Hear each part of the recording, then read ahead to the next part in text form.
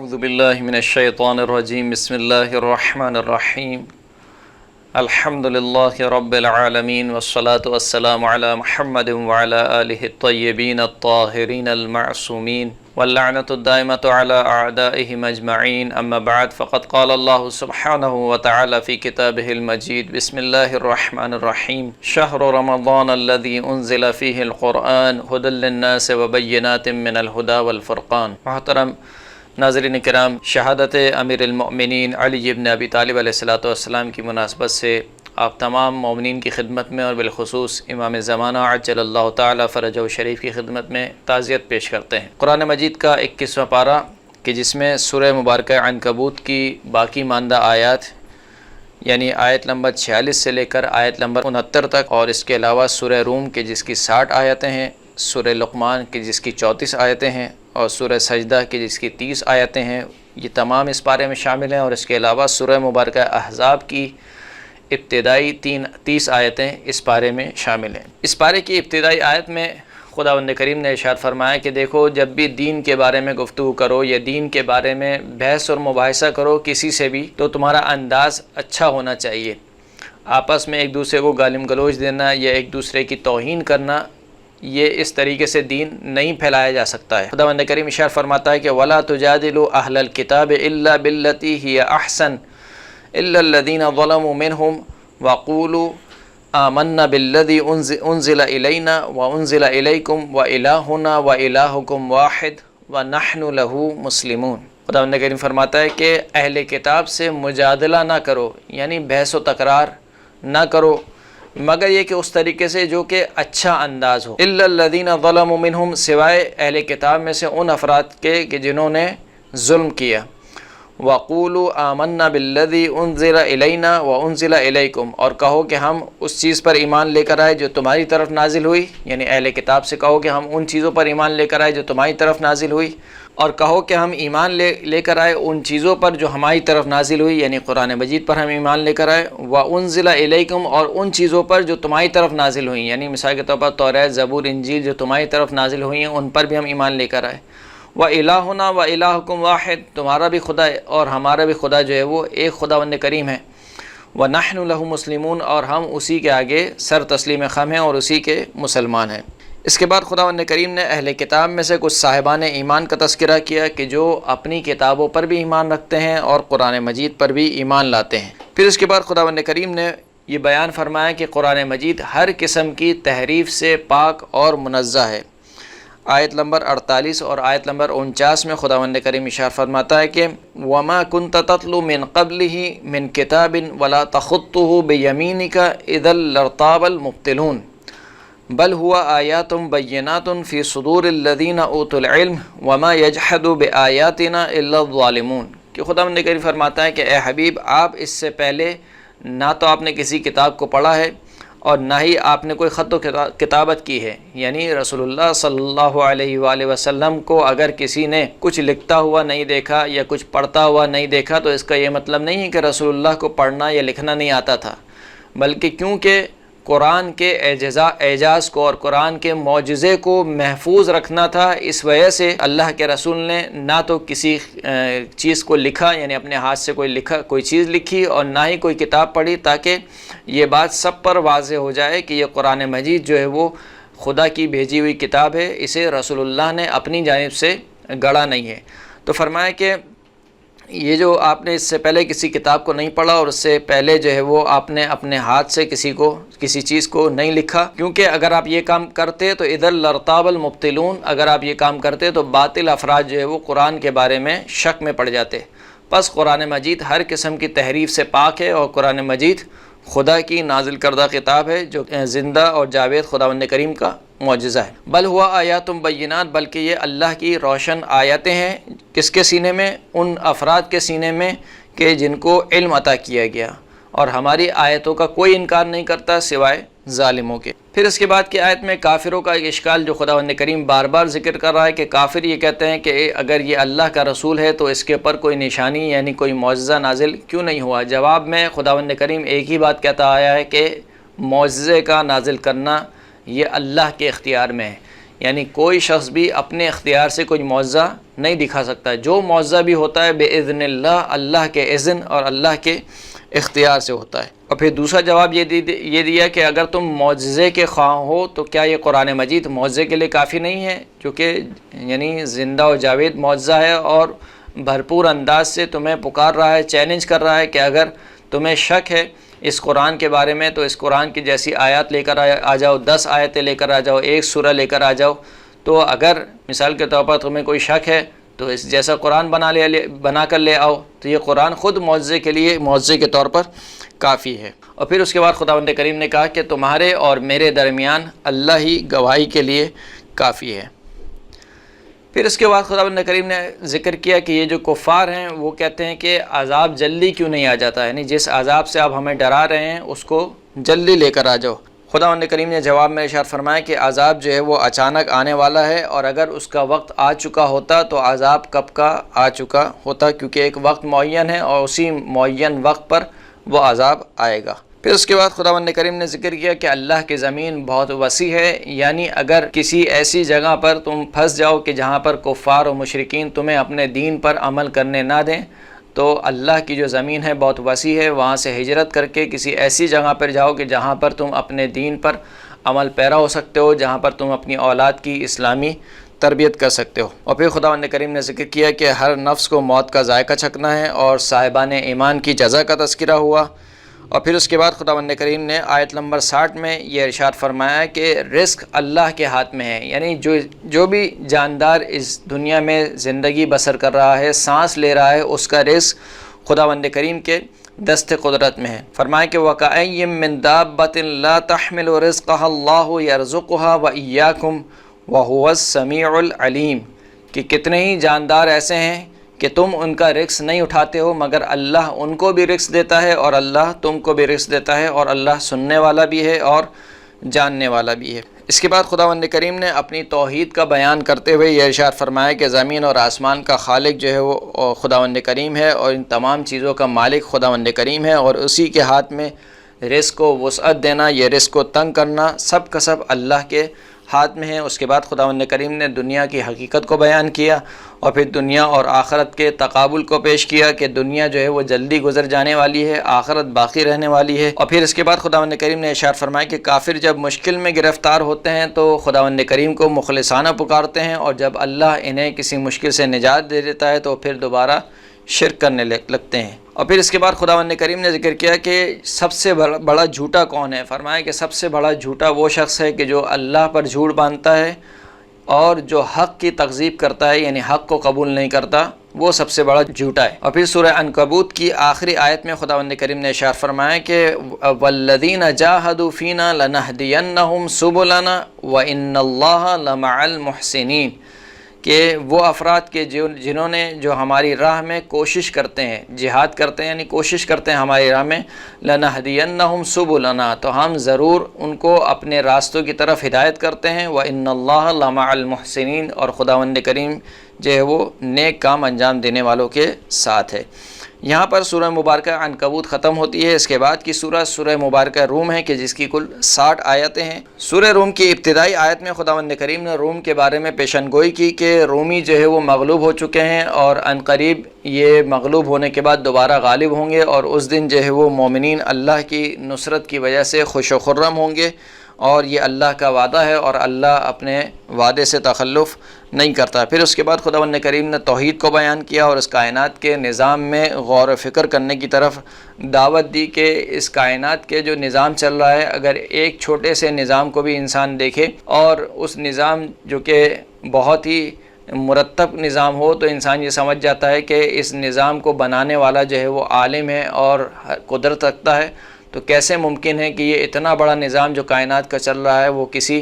بغیر کسی عالم کے اور بغیر کسی صاحب قدرت ہستی کے یہ نظام چل رہا ہو۔ اس کے بعد خداوند کریم نے بیان فرمایا کہ یہ کفار کیا زمین پر سیر نہیں کرتے اور گزشتہ امتوں سے سبق نہیں لیتے؟ انہیں چاہیے کہ جا کر دیکھیں، سیر کریں، یعنی قوم سمود جہاں پر آباد تھی اس علاقے کو جا کر دیکھیں، قوم عاد جہاں پر آباد تھی اس علاقے کو جا کر دیکھیں، قوم حضرت نوح، قوم حضرت صالح، قوم حضرت لوط، یہ جتنی قومیں روئے زمین پر آباد تھیں ان کی جگہوں پر جا کے دیکھیں، اور ان کو اندازہ ہوگا کہ ہم نے کس طریقے سے ان بستی والوں کو جو کہ انتہائی عیش و عشرت کی زندگی بسر کر رہے تھے اور دیکھتے ہی دیکھتے ہم نے پوری کی پوری بستی کو اجاڑ دیا، تو بس ان کو عبرت لینی چاہیے۔ پھر اس کے بعد خداوند کریم نے دوبارہ توحید کو بیان کیا، معاد کا تذکرہ ہوا،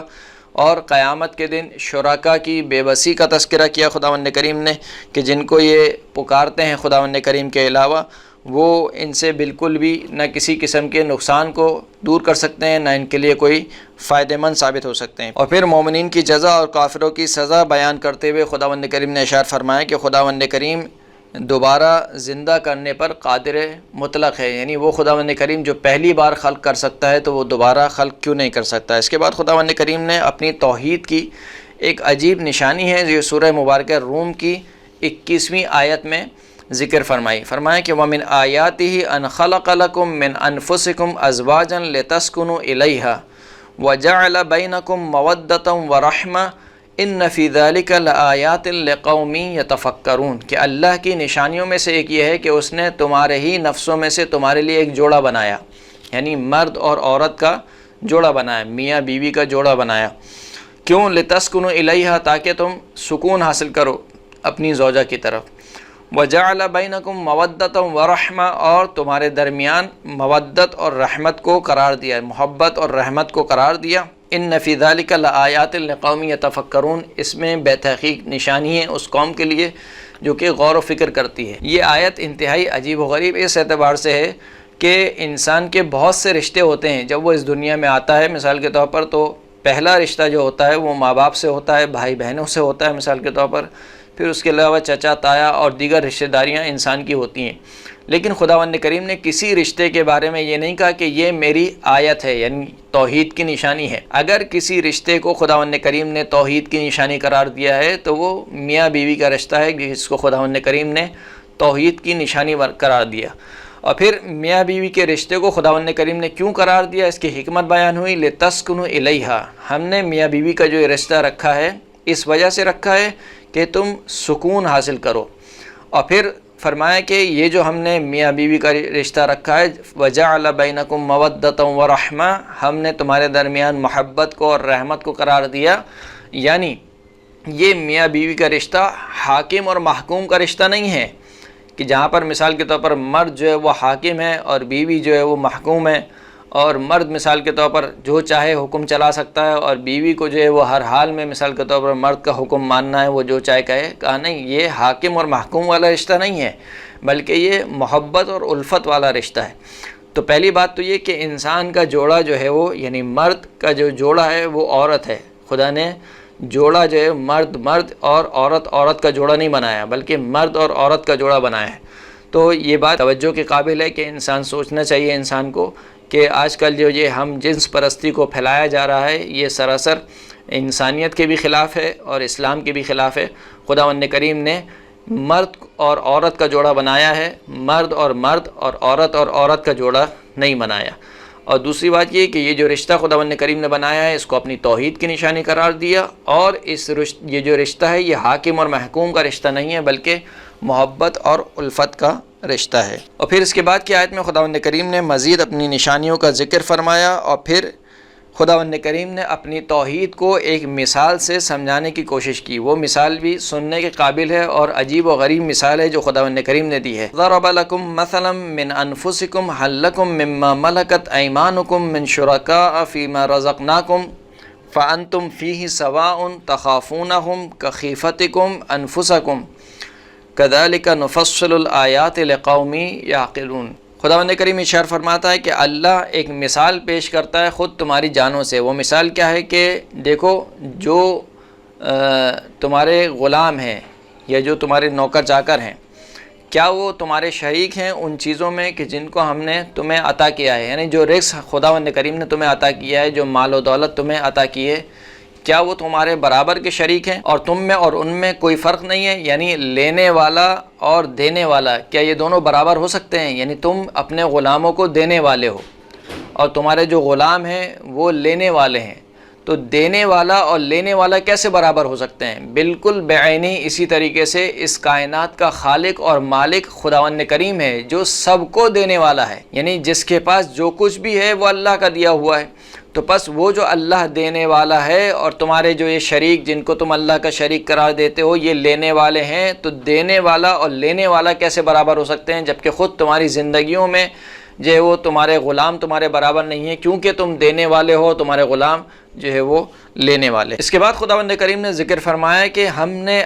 ہر ایک کو توحید کی فطرت پر خلق کیا ہے، یعنی انسان کی فطرت میں خداوند کریم نے توحید کو رکھ دیا ہے۔ آیت نمبر 30 میں خداوند کریم ارشاد فرماتا ہے کہ فَأَقِمْ وَجْهَكَ لِلدِّينِ حَنِيفًا فِطْرَةَ اللَّهِ الَّتِي فَطَرَ النَّاسَ عَلَيْهَا لَا تَبْدِيلَ لِخَلْقِ اللَّهِ ذَلِكَ الدِّينُ الْقَيِّمُ وَلَكِنَّ أَكْثَرَ النَّاسِ لَا يَعْلَمُونَ۔ فرمایا کہ اپنے چہرے کو اللہ کے دین کے لیے خالص کر لو، یعنی یکسوئی کے ساتھ اللہ کے دین کے ہو جاؤ، اپنے آپ کو اللہ کے دین کے حوالے کر دو۔ اللہ کی فطرت وہ ہے کہ جس پر اللہ نے انسانوں کو، لوگوں کو خلق فرمایا ہے، اور اللہ کی خلقت میں کوئی تبدیلی نہیں واقع ہو سکتی ہے۔ یہی وہ دین ہے جو کہ دین مستقیم ہے، جس میں کوئی انحراف نہیں ہے، لیکن اکثر لوگ نہیں جانتے۔ یعنی جو بھی بچہ اس دنیا میں آتا ہے اس کی فطرت میں خداوند کریم نے توحید کو رکھا ہے، اور وہ اپنے اعماق میں، اپنی جان میں توحید کو محسوس کرتا ہے۔ یہ الگ بات ہے کہ پھر معاشرے کی تربیت یا اس کے گھر والوں کی تربیت یا جس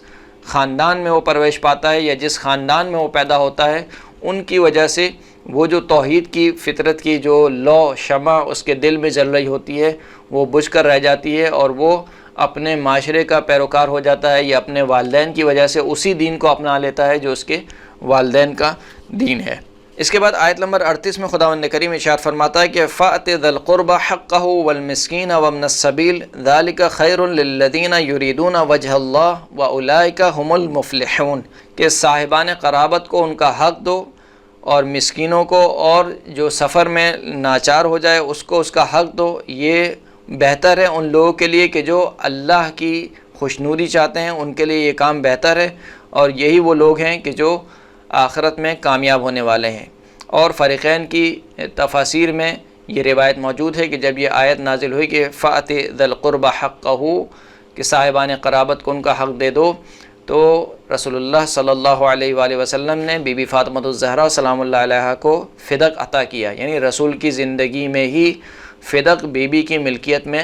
آ چکا تھا۔ اس کے بعد آیت نمبر 39 میں خداوند کریم نے سود اور صدقے میں فرق کو بیان کیا، فرمایا کہ وما اوتیتم من ربا لیربو فی اموال الناس فلا یربو عند اللہ وما اوتیتم من زکاۃ تریدون وجہ اللہ فاولئک هم المضعفون۔ خداوند کریم فرماتا ہے کہ جو سود تم دیتے ہو لوگوں کو کہ تاکہ اس سے مال بڑھ جائے، خداوند کریم کے نزدیک سود لینے سے یا سود دینے سے مال نہیں بڑھتا، لیکن جو کچھ تم زکوٰۃ دیتے ہو خداوند کریم کی خوشنودی کے لیے کا یہ جو زکوٰۃ تم دیتے ہو، صدقہ جو تم دیتے ہو، یہ مال کو بڑھاتا ہے۔ یعنی سود اگر کوئی شخص لے رہا ہے یا دے رہا ہے تو وہ یہ نہ سمجھے کہ اس کے مال میں اضافہ ہو رہا ہے، اور دوسری جانب سے اگر صدقہ دے رہا ہے، زکوٰۃ دے رہا ہے تو یہ نہ سمجھے کہ اس کا مال کم ہو رہا ہے۔ سود سے مال کم ہوتا ہے، صدقے سے مال جو ہے وہ بڑھتا ہے۔ یہ اسلام کا اور قرآن کا فارمولہ ہے۔ اگر کسی کو یقین نہیں ہے تو وہ اس پر عمل کر کے دیکھے، اگر اس کا مال نہ بڑھے تو وہ خداوند کریم سے روز قیامت شکایت کر سکتا ہے اور اپنا مدعا خداوند کریم کی بارگاہ میں رکھ سکتا ہے۔ اور اس بات کو بیان کیا کہ خشکی میں اور سمندر میں جو بھی فساد برپا ہوتا ہے وہ خود انسان کے اپنے اعمال کے سبب ہوتا ہے، اور پھر فرمائے کہ بغیر انحراف کے یکسوئی کے ساتھ دین اسلام پر ثابت قدم رہو، اور جو کفر اختیار کرتا ہے وہ اپنا ہی نقصان کرتا ہے، اور جو ایمان لاتا ہے وہ ایمان اس کے اپنے ہی بھلے کے لیے ہے۔ پھر اس کے بعد دوبارہ خداوند کریم نے توحید کی کچھ نشانیوں کو بیان کیا اور انسان کی دنیاوی زندگی کا خلاصہ کیا خداوند کریم نے آیت نمبر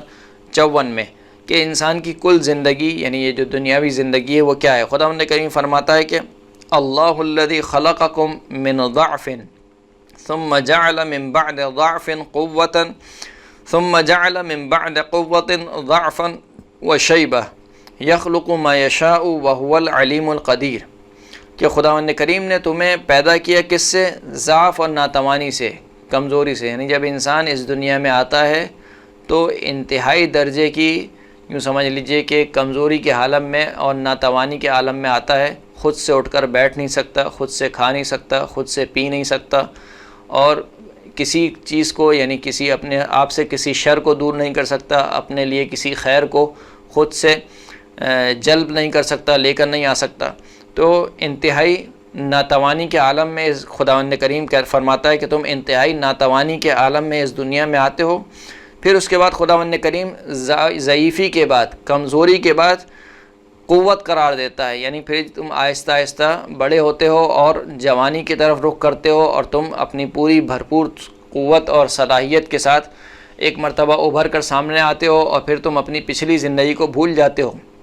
کہ تم بچپن میں کیا تھے، اور آج جب تمہیں قدرت اور طاقت حاصل ہو گئی ہے تو تم سمجھتے ہو کہ بس میں ہی ہوں اور میرے علاوہ کچھ نہیں ہے. پھر اس کے بعد ایک دم سے خداوند کریم قوت دینے کے بعد تمہیں دوبارہ ضعیف اور بوڑھا کر دیتا ہے. یعنی انسان کی زندگی کا خلاصہ یہ ہے کہ انسان دو کمزوریوں کے درمیان زندگی گزارتا ہے. جب پیدا ہوتا ہے تب بھی کمزور ہوتا ہے، اور جب مرتا ہے جب بھی کمزور ہوتا ہے. بیچ میں جو تھوڑی سی قدرت ملتی ہے وہ جوانی کا حصہ ہے، کہ جو انسان کی زندگی کی بہار ہوتی ہے. اگر اس میں کوئی نیک کام انجام دے لے تو فبہا، اگر اسی جوانی کو مثال کے طور پر گھمرائی کی بھیٹ چڑھا دے تو انسان کی دنیا بھی برباد ہو جاتی ہے اور انسان کی آخرت بھی برباد ہو جاتی ہے. پھر اس کے بعد اس سورہ کے آخر میں قیامت کا تذکرہ ہوا، اور اس بات کا تذکرہ ہوا کہ کافروں کے دلوں پر مہر لگ چکی ہے اور اب انہیں کچھ سجھائی نہیں دیتا، یعنی انہیں کچھ سمجھ میں نہیں آتا. یہ اس وجہ سے کہ اللہ نے ان کے دلوں پر مہر لگاتی ہے، لہٰذا وہ کچھ سمجھنے کے قابل نہیں رہے. یہاں پر سورہ مبارکہ روم ختم ہوتی ہے، اور اس کے بعد جو اگلی سورہ ہے وہ سورہ مبارکہ لقمان ہے، کہ جس کی 34 آیتیں ہیں، جس کے بارے میں امام محمد باقر علیہ السلام ارشاد فرماتے ہیں کہ من قرأ سورۃ لقمان فی کل لیلۃ وکل اللہ بہ فی لیلتہ ملائکۃ یحفظونہ من ابلیس وجنودہ حتی یصبح فاذا قراها بالنہار لم یزالوا یحفظونہ من ابلیس وجنودہ حتی یمسی. فرماتے ہیں کہ جو شخص بھی سورہ مبارکہ لقمان کی ہر رات تلاوت کرتا ہے تو خداوند کریم اس رات کچھ ملائکہ کو اس شخص کے اوپر موکول کر دیتا ہے، اور وہ صبح تک اس کی حفاظت کرتے ہیں ابلیس سے اور اس کے لشکر و شیطان کے لشکروں سے. اور اگر دن میں یہ شخص سورہ لقمان کی تلاوت کرے تو دن کے وقت خداوند کریم ملائکہ کو موکل کر دیتا ہے، اور وہ دن کے وقت اس شخص کو شیطان اور شیطان کے لشکر سے محفوظ رکھتے ہیں یہاں تک کہ یہ رات کی طرف چلا جائے. اس کی ابتدائی آیت میں خداوند کریم نے ذکر کیا کہ قرآن مجید کی آیت ہدایت ہیں اور رحمت ہیں نیکی کرنے والوں کے لیے، کہ جو نماز قائم کرتے ہیں اور زکوٰۃ دیتے ہیں اور آخرت پر ایمان رکھتے ہیں. پھر اس کے بعد خداوند کریم نے بیان فرمایا کہ لوگوں میں سے کچھ ایسے ہیں کہ جو بیہودہ گفتگو کو خرید لیتے ہیں تاکہ اس کے ذریعے سے لوگوں کو اللہ کے راستے سے روکیں، اور خداوند کریم فرماتا ہے کہ ایسے لوگوں کے لیے رسوا کرنے والا عذاب ہے. پھر اس کے بعد صاحبان ایمان کی جزا کا تذکرہ ہوا، اور خداوند کریم نے اپنی توحید کی نشانیوں کو بیان کیا اور واضح دلائل کو پیش کیا، اور فرمایا کہ یہ اللہ کی خلقت ہے، پس تم مجھے اپنے شرکا کی خلقت دکھلاؤ. یعنی خداوند کریم کہتا ہے کہ دیکھو میں نے آسمان اور زمین کو خلق کیا، میں نے سمندروں کو خلق کیا، سمندروں میں تمہارے لیے کشتیوں کو چلایا. تو یہ جتنے بھی تم دیکھ رہے ہو یہ سب کے سب میری خلقت ہے. جن کو تم اللہ کا شریک قرار دیتے ہو بتاؤ کہ انہوں نے کیا خلق کیا ہے، جبکہ وہ ایک جسے کہنا چاہیے کہ مچھر کا پر بھی جو ہے وہ خلق نہیں کر سکتے ہیں. پھر اس کے بعد خداوند کریم نے حضرت لقمان کا تذکرہ کرتے ہوئے ارشاد فرمایا کہ وَلَقَدْ آتَيْنَا لُقْمَانَ الْحِكْمَةَ أَنِ اشْكُرْ لِلَّهِ وَمَنْ يَشْكُرْ فَإِنَّمَا يَشْكُرُ لِنَفْسِهِ وَمَنْ كَفَرَ فَإِنَّ اللَّهَ غَنِيٌّ حَمِيدٌ. کہ بتحقیق ہم نے لقمان کو حکمت عطا کی، اور وہ حکمت کیا تھی کہ اللہ کا شکر ادا کرے. یعنی خداوند کریم نے اپنا شکر ادا کرنے کو حکمت قرار دیا، کہ جو اللہ کا شاکر بندہ ہو جائے وہ سمجھ لے کہ اس کو حکمت عطا ہو گئی ہے. تو فرمایا کہ ہم نے لقمان کو حکمت عطا کی کہ وہ اللہ کا شکر ادا کرے، اور جو کوئی بھی اللہ کا شکر ادا کرتا ہے تو یہ اس کے اپنے ہی فائدے میں ہے، اور جو کفر اختیار کرتا ہے تو خداوند کریم بے نیاز ہے اور صاحب حمد ہے. اس کے بعد کی آیت میں جناب لقمان نے جو اپنے بیٹے کو نصیحتیں کیں ان کا تذکرہ ہوا، اور ان نصیحتوں میں سے جو سب سے پہلی نصیحت تھی وہ یہ تھی وَإِذْ قَالَ لُقْمَانُ لِابْنِهِ وَهُوَ يَعِظُهُ يَا بُنَيَّ لَا تُشْرِكْ بِاللَّهِ ان الشرک لظلم عظیم، اور اس وقت کو یاد کرو کہ جب لقمان نے اپنے بیٹے سے کہا، جب کہ وہ اپنے بیٹے کو نصیحت کر رہے تھے کہ اے میرے بیٹے اللہ کے ساتھ کسی کو شریک قرار نہ دو، کیونکہ شرک جو ہے وہ بہت بڑا ظلم ہے۔ پھر اس کے بعد خداوند کریم نے انسان کو اپنے والدین کے ساتھ نیکی کرنے کا حکم دیا، اور پھر اس کے بعد جناب لقمان کی مزید نصیحتوں کا ذکر فرمایا، کہا کہ اگر زمین اور آسمان میں رائی کے برابر بھی کوئی چیز ہو تو خداوند کریم اس کو لے آئے گا، چاہے وہ پہاڑوں کی سخت چٹانوں میں کیوں نہ ہو، چاہے وہ آسمان میں کیوں نہ ہو، چاہے وہ زمین میں کیوں نہ ہو، رائی کے برابر بھی اگر کوئی چیز ہے تو وہ خداوند کریم اس کو لا کر حاضر کر دے گا۔ یعنی یہ اشارہ تھا کہ اگر تم کوئی بھی کام انجام دیتے ہو، چاہے نیک کام ہو چاہے برا کام ہو، تو وہ خدا کے علم سے باہر نہیں ہے، خدا علم رکھنے والا ہے اور ہر کام کا جاننے والا ہے۔ پھر اس کے بعد اپنے بیٹے کو نصیحت کرتے ہوئے جناب لقمان نے فرمایا کہ اے میرے بیٹے، نماز کو قائم کرو، عمل بالمعروف اور نہی عن المنکر کرو، اور مصیبت پر صبر کرو، اور فرمایا کہ لوگوں کے ساتھ تکبر سے پیش نہ آؤ، یعنی لوگوں سے منہ بھسور کے باتیں مت کرو، اور زمین پر اکڑ کر نہ چلو، کیونکہ خداوند کریم ہر فخر کرنے والوں یعنی بیجا فخر کرنے والے کو اور تکبر کرنے والوں کو پسند نہیں فرماتا۔ اور فرمایا کہ جب زمین پر راہ چلو تو میانہ روی اختیار کرو، راہ چلتے ہوئے میانہ روی اختیار کرو، اور اپنی آواز کو نیچے رکھو، جب گفتگو کرو تو اپنی آواز کو نیچے رکھو، کیونکہ جو سب سے بری آواز ہے وہ گدھے کی آواز ہے۔ گویا جناب لقمان نے تشبیہ دی ایسے شخص کی آواز کو جو بہت چیخم پکار کر کے گفتگو کرتا ہے، وہ گدھے کی طرح ہے، کہ جس طریقے سے گدھا چلاتا ہے اس میں اور گدھے میں کوئی فرق نہیں ہے۔ پھر اس کے بعد خداوند کریم نے اپنی توحید کو بیان کرتے ہوئے اندھی تقلید کی نفی کی، یعنی دین کے معاملے میں کوئی شخص یہ نہ کہے کہ ہمارے باپ دادا کرتے تھے لہٰذا ہم بھی یہ کرتے ہوئے آ رہے ہیں۔ دین کے معاملے میں انسان جو عمل بھی انجام دے یا جس عمل کو اپنائے، اس کے لیے اس کے پاس ایک محکم دلیل ہونی چاہیے، اور دلیل کی بنیاد پر عمل انجام دے یا دلیل کی بنیاد پر کسی عقیدے کو اپنائے۔ تو جو چیز خداوند کریم نے کافروں کے لیے پسند نہیں کی، وہ خداوند کریم اپنے دین کے لیے کیسے پسند کر سکتا ہے کہ ہم بھی یہ کہیں کہ ہمارے باپ دادا کرتے ہوئے آ رہے تھے، بس ہم بھی اسی طریقے سے کرتے ہوئے آئیں گے۔ پھر اس کے بعد خداوند کریم نے کافروں کی سزا کا تذکرہ کیا، اور پھر توحید کو بیان کیا۔ آخر سورہ میں معاد کا ذکر ہوا، لوگوں کو ڈرایا گیا قیامت کے دن سے، قیامت کی ہولناکی کو ذکر کیا، اور پھر خداوند کریم نے اس سورہ کی آخری آیت میں جو کہ آیت نمبر 34 ہے، فرمایا کہ 5 چیزوں کا علم خداوند کریم کے پاس ہے۔ فرمایا کہ ان اللہ عندہ علم الساعۃ وینزل الغیث ویعلم ما فی الارحام وما تدری نفس ماذا تکسب غدا وما تدری نفس بأی ارض تموت ان اللہ علیم خبیر، کہ بے شک خدا کے پاس ہے قیامت کا علم، اور بارش کب نازل ہوگی یہ بھی خداوند کریم جانتا ہے، اور ماؤں کے رحم میں کیا ہے، یعنی لڑکا ہے یا لڑکی ہے، جو بھی ہے وہ خداوند کریم جانتا ہے، اور کوئی نفس نہیں جانتا کہ وہ کل کیا چیز کمائے گا، اور کوئی نفس نہیں جانتا کہ وہ کس زمین پر مرے گا، یعنی کس زمین پر اس کو موت آئے گی۔ بے شک خداوند کریم بہت جاننے والا بھی ہے اور باخبر بھی ہے۔ اس کے بعد جو اگلی سورہ ہے وہ سورہ مبارکہ سجدہ ہے، کہ جس کی کل 30 آیتیں ہیں، جس کے بارے میں امام جعفر صادق علیہ السلام فرماتے ہیں من قرأ سورۃ السجدہ فی کل لیلۃ جمعۃ اعطاہ اللہ کتابہ بیمینہ ولم یحاسبہ بما کان منہ وکان من رفقاء محمد و اہل بیتہ۔ فرماتے ہیں کہ جو شخص بھی ہر شب جمعہ سورہ مبارکہ سجدہ کی تلاوت کرتا ہے، خداوند کریم اس کا نامہ اعمال اس کے سیدھے ہاتھ میں دے گا، اور اس کا محاسبہ نہیں کرے گا، یعنی اس کی خطاؤں پر، اس کی لغزشوں پر اس کا محاسبہ نہیں کرے گا، اور قیامت میں وہ محمد اور ان کے اہل بیت کے رفیقوں میں سے ہوگا۔ ابتدائی آیت میں خداوند کریم نے قرآن مجید کی حقانیت کو بیان کیا اور اس کے نزول کا مقصد بیان کیا۔ پھر اس کے بعد خداوند کریم کی خالقیت کا ذکر ہوا، اور اس بات کا ذکر ہوا کہ کائنات کی تدبیر اور اس کا نظام خداوند کریم کے دست قدرت میں ہے، جو کہ عالم الغیب والشہادہ ہے۔ پھر اس کے بعد خداوند کریم نے توحید کی نشانیوں کے طور پر انسان کی خلقت کا تذکرہ کیا،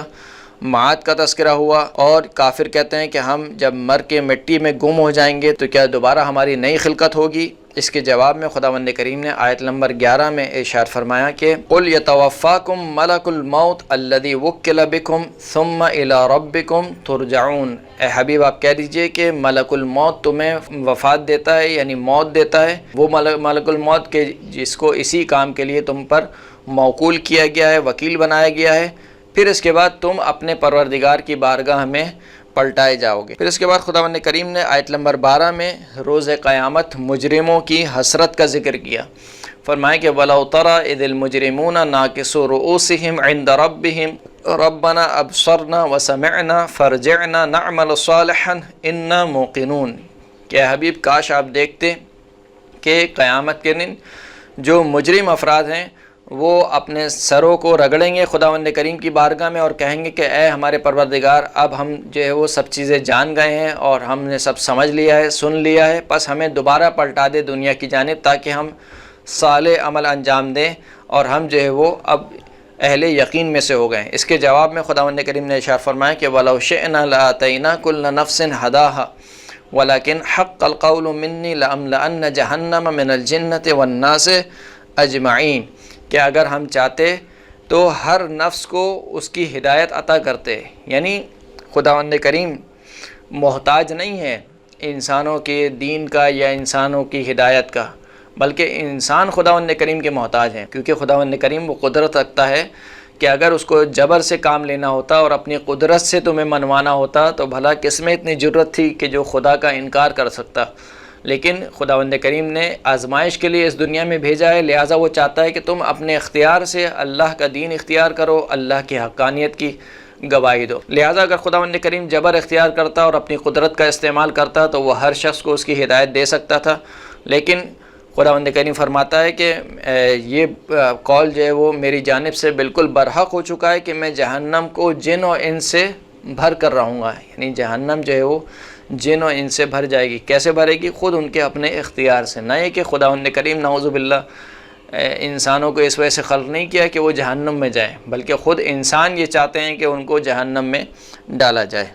پھر اس کے بعد خداوند کریم نے مومنین کی صفات بیان کی، مومن اور فاسق کے بارے میں بیان فرمایا کہ مومن اور فاسق برابر نہیں ہو سکتے، اور پھر مومنین کی جزا اور فاسقین کی سزا کا ذکر ہوا۔ جناب موسیٰ علیہ السلام کی کتاب توریت کا تذکرہ ہوا کہ جس کو اللہ نے بنی اسرائیل کے لیے ہدایت قرار دیا۔ پھر اس کے بعد قیامت کا تذکرہ ہوا اور معاد کا تذکرہ ہوا۔ اس طریقے سے یہ سورہ تقریباً اختتام کو پہنچی، اور اس کے بعد جو اگلا سورہ ہے وہ سورہ مبارکہ احزاب ہے کہ جس کی 30 آیتیں اس پارے میں یعنی پارہ نمبر 21 میں پائی جاتی ہیں۔ ابتدائی آیت میں رسول اللہ صلی اللہ علیہ وآلہ وسلم کو حکم ہوا کہ وہ تقوی اختیار کریں، کفار اور منافقین کی اطاعت نہ کریں، اور جو ان کی طرف وحی کی گئی ہے وہ اسی کی اتباع اور اسی کی پیروی کریں۔ اگرچہ کہ یہ آیات رسول خدا کے بارے میں ہیں، لیکن یہ اس باب سے ہیں کہ ایاک اعنی واسمعی یا جاریہ، یا جسے اردو میں کہا جاتا ہے کہ بیٹی کو سناؤ تاکہ بہو سنے، یا دیوار کو کہو تاکہ مثال کے طور پر کوئی اور سنے۔ تو یہ رسول اللہ کو حکم دیا جا رہا ہے، لیکن کس لیے؟ کہ رسول اللہ معصوم ہستی ہیں، بھلا کیسے ممکن ہے کہ رسول اللہ منافقین کی اطاعت کریں گے اور کافر کی اطاعت کریں گے، اور کیسے ممکن ہے کہ رسول اللہ جو ہے وہ وحی الہی کی مخالفت کریں گے؟ تو رسول اللہ کے لیے ممکن نہیں ہے۔ بولا رسول اللہ کو جا رہا ہے اور سنایا جا رہا ہے مسلمانوں کو کہ اے مسلمانوں، اللہ کا تقوی اختیار کرو، منافقین کی اور کفار کی پیروی نہ کرو، ان کی اطاعت نہ کرو، اور جو کچھ ہمارے رسول کی طرف وحی ہوئی ہے، یعنی جو کچھ اللہ نے وحی کے ذریعے سے بیان کر دیا ہے، اس کی پیروی کرو۔ پھر اس کے بعد بیان فرمایا کہ دیکھو، اگر تم اپنی بیویوں کو اپنی ماں کہہ دو تو تمہارے کہنے سے تمہاری بیویاں تمہاری ماں نہیں بن جائیں گی۔ اسی طریقے سے لے پالک لڑکوں کو اپنا بیٹا نہ کہو، اور ان کے جو حقیقی باپ ہیں ان کے نام سے ان کو پکارو۔ اور پھر اس کے بعد رسول اللہ کی ولایت کا تذکرہ ہوا کہ خداوند کریم نے فرمایا کہ النبی اولی بالمؤمنین من انفسہم، کہ رسول اللہ جو ہے وہ مومنین سے ان کے نفسوں سے زیادہ ان کے اوپر تصرف رکھتے ہیں، حق کے تصرف رکھتے ہیں۔ اس کے بعد رسول اللہ کی زوجات کو امہات المومنین کا درجہ دیا گیا، اور پھر اس کے بعد خداوند کریم نے ارشاد فرمایا کہ ہمارے رسول کی جو زندگی ہے وہ تمہارے لیے بہترین نمونہ عمل ہے۔ آیت نمبر 21 میں ارشاد ہوا کہ لَقَدْ كَانَ لَكُمْ فِي رَسُولِ اللَّهِ أُسْوَةٌ حَسَنَةٌ لِمَنْ كَانَ يَرْجُو اللَّهَ وَالْيَوْمَ الْآخِرَ وَذَكَرَ اللَّهَ كَثِيرًا، کہ بتحقیق ہمارے رسول کی جو زندگی ہے وہ بہترین نمونہ عمل ہے اس شخص کے لیے جو اللہ سے امید کا، اللہ سے ملاقات کا خواہاں ہو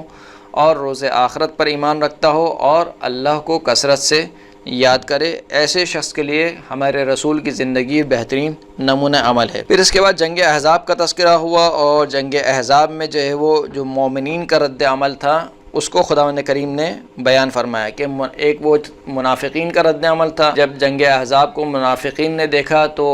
یعنی جب کفار کے لشکر کو دیکھا تو منافقین نے کہا کہ اللہ اور اس کے رسول نے ہمارے ساتھ دھوکہ کیا اور اس کا وعدہ سوائے دھوکے کے اور کچھ نہیں تھا۔ اس کے بالکل برخلاف مومنین کا رد عمل یہ تھا جنگ احزاب میں کہ اللہ اور اس کا رسول کا وعدہ جو ہے وہ برحق ہے اور اللہ اور اس کا رسول اپنے وعدے سے تخلف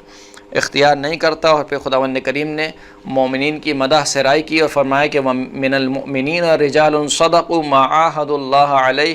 فمنهم من قضى نحبه ومنهم من ينتظر وما بدلوا تبدیلا، کہ مومنین میں سے کچھ ایسے مرد ہیں کہ جو اللہ سے کیے گئے عہد و پیمان کو سچا کر دکھاتے ہیں، بس ان میں سے بعض وہ ہیں کہ جن کی موت واقع ہو چکی ہے، یعنی وہ رخصت ہو چکے ہیں اس دنیا سے، اور ان میں سے بعض وہ ہیں کہ جو اپنی باری کا انتظار کر رہے ہیں اور انہوں نے اللہ سے کیے گئے عہد و پیمان میں کوئی تبدیلی نہیں کی۔ پھر اس کے بعد اس پارے کی آخری آیات میں تقریباً آیت نمبر 28 سے لے کر آیت نمبر 30 تک رسول اللہ کی زوجات کے بارے میں گفتگو ہوئی، اور خداوند کریم نے اپنے حبیب کو مخاطب کر کے ارشاد فرمایا کہ یا ایھا النبی قل لازواجک ان کنتن تردن الحیاۃ الدنیا وزینتها فتعالین امتعکن واسرحکن سراحا جمیلا، کہ اے نبی اپنی زوجات سے کہہ دو